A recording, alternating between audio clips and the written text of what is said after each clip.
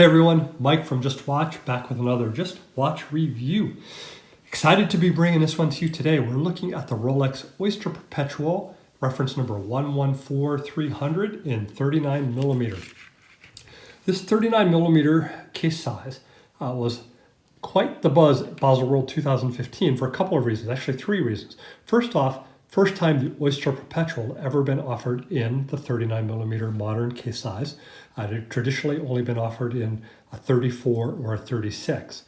Second reason that this was quite the buzz, as you can see, you have a little splash of blue outside of each hour marker on this dark rhodium dial. First time Rolex had ever done anything like this, and it got people talking. I know some Rolex traditionalists did not like that touch of blue at all, while others are quite fond of it. So personally, I like the little bit of color. As you can see, of course, I now have this watch here in hand. And I think it was a smart move by Rolex in that they were going after a younger market, and I think that succeeded. I think a lot of the younger crowd sees this and they see kind of a fresh design, not your grandpa's two-tone stainless and gold Rolex, and just kind of a nice clean look too. They actually offer the 39 millimeter case size in three dial colors. They have the dark rhodium as pictured here. They have what they call grape with the red markers, and they have a gorgeous French navy blue with fluorescent green. I think for me personally, the two nicest colors are the French navy blue and this dark rhodium. And I like this dark rhodium because of the versatility that it gives you with your wardrobe. I think you can wear pretty much anything with this watch, whether you're, if you're wearing it every day at work, if you're a white shirt collar and tie and suit type of guy profession, or if you're a casual Sunday in a t-shirt and shorts and flip-flops, this watch is going to go with any of that attire, no problem. Let's take a look at this Rolex as far as the manufacturing goes too. And that's where Rolex is really interesting, and I'm wondering how many people know the depth that Rolex goes into during the manufacturing process. Rolex does everything from making their own steel, which is what this watch is made of. This is what Rolex now calls a Rolex Oyster Steel.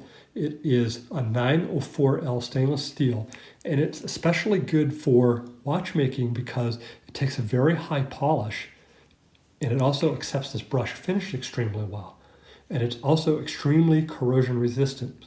You have a 904L stainless case here, a Rolex Oyster Steel case, 39 millimeter across the width. That's from the 9 to the 3, excluding the crown. 47 millimeter length or height, whichever you prefer there, from lug to lug. And 11.5 millimeter thickness. Really nice size, sits extremely well on the wrist. Really nice kind of a modern case size to me. To me, it's a perfect balance, a really nice aesthetic. Not too small, not too big, definitely doesn't jump off your wrist, but it has a great kind of a heft and presence when it's on your wrist too. And I'll give you a wrist shot in a little bit on this watch too. I think Rolex did a great job on this. Let's take a look too at the mechanics on this watch. Of course, with a Rolex Oyster case, you have your Rolex twin lock crown. This is a double waterproof crown, signed of course with Rolex's 5-point coronet. And you notice that this one lines up perfectly, which I really enjoy because not everyone does. And I know a lot of Rolex owners have $20,000 gold watches where that crown doesn't line up nearly as good as this does. So I'm very happy about that. And that is wound all the way down too. So just know that I'm not pulling anyone's leg as far as having that wound out a little bit. This is where a simple complication. There is no date complication. So this is a 2-position crown. So we're in our screwed down position here. In our first position, when we unwind it, is where we can wind it. And then our second position, all the way out, you notice that the movement hacks and stops moving, and you can set your time. And when you're setting your time on this watch, it's just a joy. It's just incredibly smooth and accurate, as you would expect, and just no play at all between the minute hand and the crown as you're setting that come around. And then setting it back down in, it's just a very nice solid click to go down in. You see that time starts again, and then you can catch those threads and start threading it back down, thread it all the way down, and you see that crown is lined up nice and solid again. So that's your twin lock double waterproof crown. It gives you a 100-meter water resistant on this watch, which is really nice. You could definitely go swimming with this watch. You could probably even go scuba diving with it if you choose. Probably not your first choice, but for most people, you're not going to go 100 meters down, which is what this watch is rated to. So you could definitely, no problem swimming, or if you're going out on your sup board or even surfing. I don't think you're going to have any problems there. Although I don't know if I've ever seen anybody out in the lineup with a Rolex on, but I'm sure somebody has done that. If you have, let's talk about it down below. Tell me how that's worked out for you, because I'm a surfer. It's something I might try. Let's talk about this dark rhodium dial on this bad boy too. Really love the color of this. One of the things I love about the color on it too is the way it changes. You can see that sunburst effect that you get there. And I'll put some shots that we did outside over the top of this too, so you can see how light it gets, almost like a silver. And then when you turn it, you can see it gets almost like a dark charcoal. So really like this dark rhodium dial. I especially like it when it looks like that dark charcoal like that. You can see how that line of text just jumps right off the dial there. Of course, this being a Rolex, all of your markers are hand applied and made of 18 karat gold, including the 5-point coronet and your stick style indices. You do have your Rolex lume at the 3, 6, and 9 on this watch, as well as a gold handset. So it's a 3-hand set that you have here with applied lume on the hour and minute hand, no lume on the second hand. That's your the handset on this is your traditional stick style Rolex Oyster Datejust handset. All of a sudden I'm getting tongue-tied here. Sorry about that. And then, of course, you have that gorgeous white minute track running around that, as we already talked about, has the blue. You can also see that inner reflector ring with your Rolex. And then let's get you a look at their signing here. You have at the 12 o'clock, you have your Rolex Oyster Perpetual signing right there, gorgeous shot there. And then down below the handset at the 6 o'clock, you have your superlative chronometer officially certified. And we'll get into that in just a second as to what that means.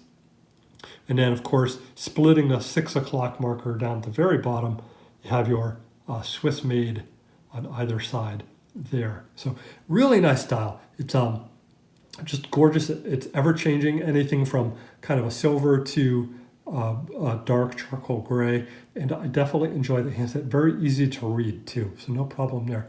Let's take a look at the crystal too, of course. Sapphire crystal with a slight step up that you can really see there. Let's see if we move it over a little bit here. Yeah, so you can see how that steps up. Just a very, very slight dome to the crystal, and just a gorgeous sapphire crystal there. Really nice job by Rolex on the crystal. And actually, I neglected to give you a look at the case back. I'm sorry about that. So let's take a look at the case back. Traditional Rolex case back with the diagonally brushed finish, a little bit of polish, and if you can see, of course, your tool marks there for the Rolex case back tool for removing that case back and servicing the movement. So nice job there. Speaking of the movement, this watch has a new generation Rolex 3132 movement. It is a 31 joule movement featuring a 48-hour power reserve, bi-directional automatic winding, and it vibrates along at 28,800 vibrations per hour. So really nice movement here. The movement is entirely developed and manufactured by Rolex, and it features a blue parachrome hairspring and Paraflex shock absorbers. It gives it great resistance to shock and extreme conditions. So you can golf with this watch on, no problems at all about, knocking the movement askew and all of that stuff. So no issues there. Very durable, robust movement cased with inside of this, the 3132. Also very accurate. The Swiss Official Chronometer Testing Institute, also known as COSC, tests every Rolex movement before it is cased, and they ensure that it is accurate to plus minus 2 seconds a day. Rolex takes this one step further in casing, in that they put this case, they fully assemble the watch and they test it again. That's where the superlative chronometer comes from. So you get your superlative chronometer, the camera there. Superlative chronometer has to meet that same 2-second standard before Rolex will let the watch leave the factory. So really cool, you're getting a super accurate, very good movement that is also very robust and durable. And that 31 jewel is just a really nice movement to behold. Bracelet on this too, it is of course your brushed finish, which I really like. It doesn't have any polishing on it, which to me is a plus. I don't like the modern where it's the polished center link. I definitely prefer the all brush finish, and the brushing on this is absolutely gorgeous. This brush finish, it has polished sides, as you can see there, in there. And then also you have nicely chamfered inner links with a little bit of a scallop to them. It allows some air to get into there for circulation. Also, with those rounded out underneath the surface, it makes it very comfortable to wear. No tugging on arm hairs or any of that nonsense. You will also have this nicely signed bracelet, just beautifully executed clasp here. And then closure, you have the hook here, you can see on the inside there, and the clasp up here, and it just closes with a really nice snick and snap. Outside of the bracelet, you have your Rolex crown that you can see right there. And then releasing this bracelet, you actually have a spring action in here. You can see how that lifts up. Let me see if I can hold that. So that's what releases it. You have that little bit of a spring action to it. So it closes and it's held in place with a spring, and it doesn't want to open. It's very secure once fastened, and then just very easy to release as well. So it is a 20 millimeter bracelet, 20 millimeter at the lugs, solid end links of course, and it tapers down to a 16 millimeter at the center. Really gorgeous taper. It's this is something that a lot of other watch manufacturers, especially less price point watch manufacturers, your Seikos and what have you, they don't emulate as much. It's more of a square. And I tell you, I do appreciate this taper. I think it gives the watch a touch of luxury and just makes it that much nicer. So good job by Rolex on the bracelet. Is the solid link bracelet is they've really improved these over the last 15 or 20 years, and they've really refined it into a piece of jewelry all on its own, and it's something that I greatly appreciate. As I remember the old hollow link bracelets of yesteryear, which were not nearly as nice and stretched a lot more than this current generation of bracelet does. So let's give you a wrist shot on this watch too. And actually, before we do the wrist shot, let's show you what we have on today. This is another watch that we'll have coming soon. This is another Seiko compass watch. I believe this is the SRPA 21J1, which is a bit of a mouthful. It's kind of a cool piece. I've shown this a little bit on our social media, and I've been wearing it around for the last few days on this Archer strap, which I quite enjoy. It's by far the nicest strap material of any of the NATO style straps that I've tried on. So that is your Seiko compass watch, and we'll do a full review on this one soon. So let's take this one off here, pop this out, and put her down right there. And let's get the Oyster Perpetual on. So here's the Oyster Perpetual on the wrist, and I'll give you a better wrist shot as well that I did outdoors. There's your Oyster Perpetual on the wrist. Like I said, it just a joy to wear. It's the overall feel and fit and just balance on the wrist, and just the size of this too. I have a 7-inch wrist, and I just think it's really nice to wear. And just like I said, it goes great with everything. I'm partial to the color blue, as you can see with my shirt cuff here. So it's solid. It's a solid option for me. So finally, let's conclude this with our likes and dislikes about this watch, and then we will close it out. So likes, as we said a couple of times already, just the proportions, the balance, the overall aesthetic. I really love everything about that with this watch. I also like the lack of polishing, that it's mainly a brushed finish. I think it's really nicely understated, and I think it gives the watch a great look. The beautiful rhodium dial, which is just very clean, and that it has very minimal signing, which I appreciate. I'm not a fan of the modern Rolexes where they have the 4 lines of signing below the handset. Just for me, I prefer a cleaner dial. Also, more traditional, no date movement here, so no cyclops. So it's just a really nice, clean watch face all in all. Dislikes, not much. It's very nitpicky. I wish that they had a little bit more lume, and I have seen that Rolex has introduced this same model with a full lume dial. So that might be something that I'll look at down the road. Like I said, that's nitpicky for me. And also I wish that it had more positions for micro adjust. I didn't show you how you do the micro adjust here in the bracelet. So it does have 3 positions, which is on the inside here. And you can see that I'm in the middle position. So there's one more position outbound and one more position, I don't know if I can catch that in the light or not, inbound. 3 position micro adjust. It's difficult to adjust because you actually have to use a pin tool. You can see right there, you have to catch those with a pin tool and spring bar tool, I'm sorry, and move them in and kind of slide it around to get that adjusted. So a little bit of a hassle to micro adjust, but once you have it down, you don't really have to micro adjust that often. So not too huge of a deal there. The other thing too, I find this interesting with the Rolex Datejust and Oyster Perpetuals in general, is that the hour hand doesn't quite reach out to the very minute ring.